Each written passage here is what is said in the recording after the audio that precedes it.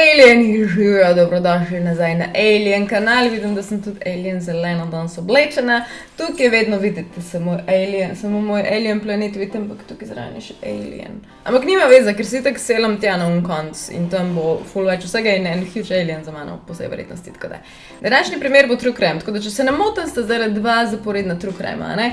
V glavnem prejšnji je bil nerešen slovenski, ta zdaj je rešen, tako da. Dogajajo se leta 1992, moja letnica rojstva, in pa dogajajo se na Long Islandu. Zdaj vas pa gledam v oči in vi meni povejte, da nismo dobili občutka prek mojih videov, da se čist vsak zločin dogaja na Long Islandu. Long Island cocktail, make things right. To je najbolj močno, ne? V glavnem.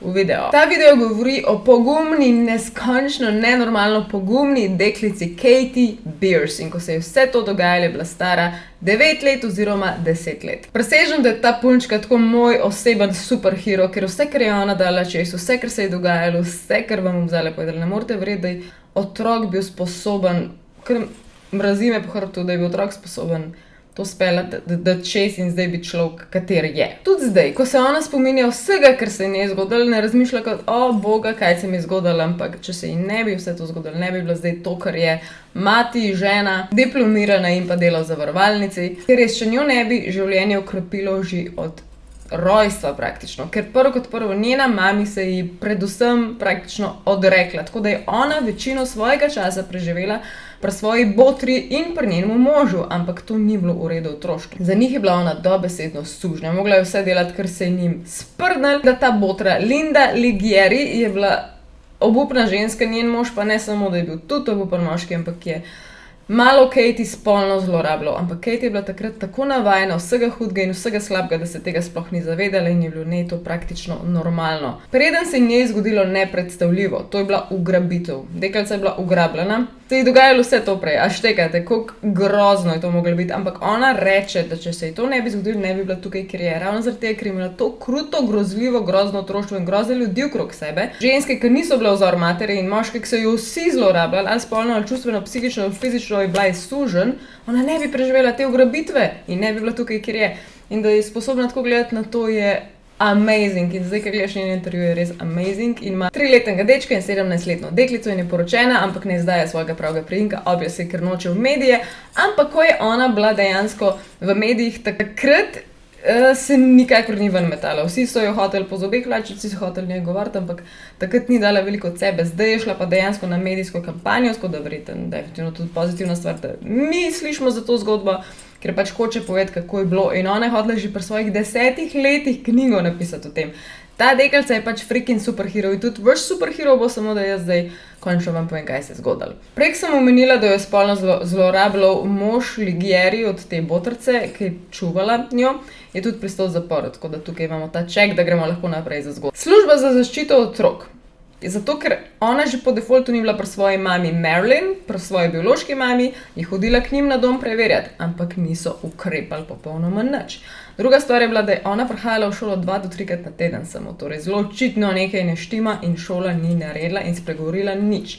In ona se spominja tega, kot ja, ok, bili so taki časi, kjer je vsak predvsem skrbel zase, nič tacga. In dejansko, če se spomnimo nazaj takrat, no, saj jaz se lahko spomnim svojih prvih let, se je vsak bolj zase držal. Če si videl nekdo, da otroka te pa ne boš šel pomagati, ampak boš šel, si že zaslužiš.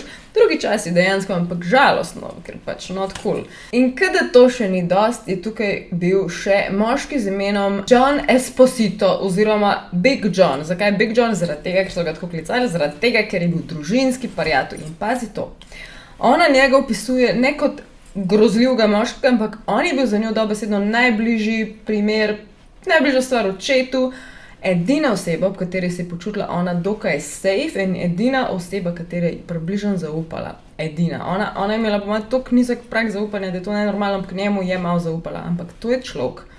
Big John je človek, ki je na koncu grabil, tako da. Ta life je bil pač fucked up. Še bolj grozna stvar je, da so se otroci pri tem v Big Johnu doma igrali, očitno ni bil tako daleč preč doma, in so se pri njemu igrali.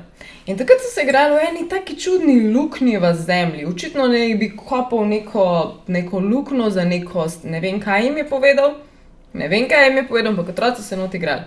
In kasneje je ta luknja v zemlji, ta potencialna podlaga za bunker, v katerem je bila ona ugrabljena, je bilo prej igrišče in potem je ona tam pristala. In on je dejansko to kopal z namenom za njo, da jo na eni točki lahko ugrabil. Najbolj bizarno pri tej ugrabitvi je, da je bila to tako neskončno sposobna punčka pri svojih 9-10 letih. To je bilo 2 dni prej, bi ona dopolnila 10 let, je bila ugrabljena. John je pač ugrabil.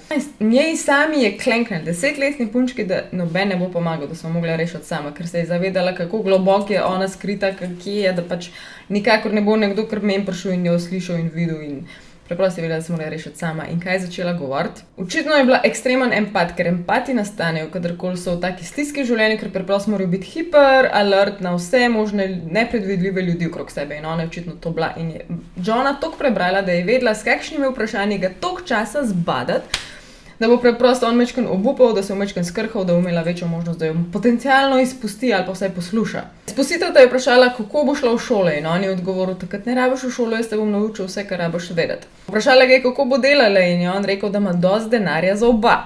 Vprašala je, kako se bo poročila, kako imela otroke, če si jih želi, a ne? In je rekel, da ni panike, ko stara 18 let se bo vam poročil z njo in boste imela otroke.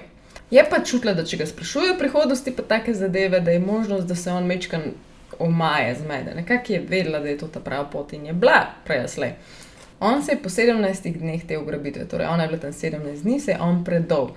Zaradi raznega pritiska, ni bil samo pritisk strani nje, ampak definitivno je to pomagalo, ampak tudi kot policistom je bil ona ena zelo tako oseba v interesu. So ga sumali, so precej močno sumali, da je on kakorkoli lahko povezan s tem in so ves čas hodili k njemu na dom. Katie nikakor niso slišali, nikjer niso najdeli nič sumljivega, ampak so na koncu toliko že poostrili to, da so bili na njegovem domu, da je očitno njemu se začeli malo fuzlati. In tudi ta zgodba se razplete tako, da je on sam priznal, da je pač Katie ugrabil. Lahko si predstavljate, da je njemu načenjal živce, če policija bila v njegovem domu in so pač sprašvali o Katie, on jo je imel pa v bistvu skrito za ful težkimi betonskimi vrati. Jaz zdaj težko razložim, kaj vse ne bi bilo, ampak tukaj na sliki imate točno, kako je ta pot do bunkerja izgledala. Bunker je bil pod zemljo. Vse je bilo betonsko, vse je bilo mehno, imela je sicer neko televizijo in to je bil njen edin šum in edin vir svetlobe, v glavnem obupna lokacija. In potem še znotraj tega betonskega bunkerja ona je visela dol v leseni kletki. In pa si predstavljate situacijo, ko je ona enkrat na polno začela butati po tej kletki in jo je razbila in je ušla za moment. In potem je v paniki začela šlatati kot za orožje, kako se pač braniti proti njemu in je najdela samo ključe. Takrat ni razmišljala, da so to ključi, takrat je razmišljala, da okay, imam nekaj, da ga lahko sunem, če pride, ampak je bil prehiter, on je že prišel, jo je zaprl nazaj, s tem, da ona, ko je prišla ven iz te kletke, je pozabila, da je pač zunaj te kletke v bistvu še cel bunker. Grozljivo, pač grozljivo mora to biti. In tudi takrat, ko je prvič in edinkrat želela zares pobegati, jo je tudi prvič posilil in takrat je bilo prvič, potem je bilo pa to non-stop, vsak dan skoraj in zelo pogosto. Teh 16-17 dni. Lahko si predstavljate tudi, da je ona gledala televizijo v tem bunkerju. Ko je gledala televizijo, je pač videla, kako jo iščejo. Videla je svojo mami, biološko mami objokano in takrat je bilo to njej po mojem zelo zanimivo videti. Svojo mami, ki se je odrekla, kako joka, ne. Torej, poleg tega, da je visela iz stropa v leseni škatli, je bila pa tudi preklenjena za vrat. Kako bizarno mora biti, da zaupaš takemu človeku edin, ki mu vsaj malo zaupaš in ti to naredi. Torej, prej sem govorila o tem bunkerju in tudi, ko je on v solzah priznal, da ima Katie v ujetništvu, jih je pelal tja in ko jih je pelal tja, so oni lahko videli, da priješ do tega bunkerja je 30 korakov. Torej, tista ogromna, težka betonska loputa, ki je nekje v omari noter, če se ne motim, in potem rov in potem... Skratka, svašta, niti malo ni čudno, da jo niso ne slišali, ne videli, niti sumali, kje v hiši bi lahko. Zdaj tako, ker je Esposito sam od sebe priznal krivdo, ker je rekel, jaz sem kriv, jaz sem jo ugrabil, ta stvar ni šla tipično na sodišče, kot da je nekdo obtožen in da pač zanika, ampak je on priznal in avtomatično, ker je priznal, se je izognil temu, da bi Katie pričala proti njemu in povedala za te točke, ki so pa bile posilstvo, ne. Sprva preden je ona začela govoriti o tem, je on odnesel to brez obtožb o posilstvu. Grozljivo je tudi, da v bunkerju notri je imel zvočni snemalnik in na tem zvočnem snemalniku še zdaj, pač so bili potem shranjeni razni kriki, vpitje, da ona govori, spust me ven, sprav me proč od tukaj. Se pravi, Katie je bila neverjetna, take finte je imela. Poleg teh vprašanj, da ga je zaslišvala, enkrat je recimo...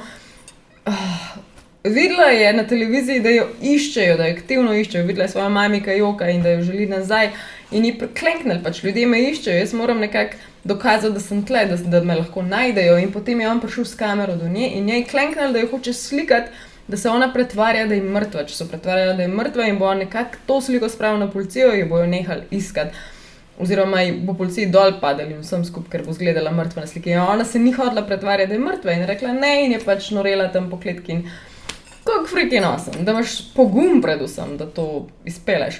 Potem še en primer, ko je Esposito ne začel govoriti, da se bo ubil, ko mu je že načenjalo vse skupaj živce, ko je obupaval pri tem primeru, je rekel, samomor bom naredil. In ona je bila toliko brihtna pri svojih 9-10 letih, da je rekla, da ne sme tega pustiti. Ne? Zavedala se je, da ne sme tega pustiti, ker valjda, če bi sebe ubil, bo avtomatično tudi njo, ker pa nima nič za zgubiti. Takih stvari se je ona zavedala. Je pa ona kasneje vse te zgodbe povedala zaradi tega, ker so takrat njeno otroštvo predstavili ful preveč milo, kada je bilo čisto okej, nič tacga, nič posebnega in je hodila zdaj spregovoriti o tem in tudi je in zdaj veliko po medijih.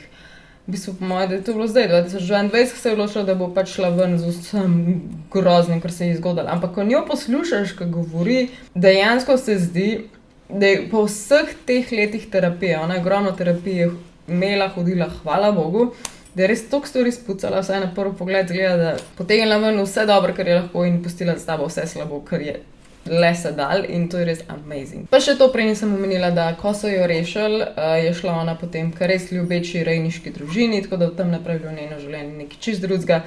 Opiše ga kot lepo in normalno in pač, ja. In res hvala Bogu za terapijo nasploh, da je dejansko spucala vse to, kar se je le dal. In to je to za ta true crime, podobne dobre ideje mi vedno pišite dol komentarje. Predne boste radi smejte. Alien Mama out, se gledamo naslednjič. Aj, čau! Bye!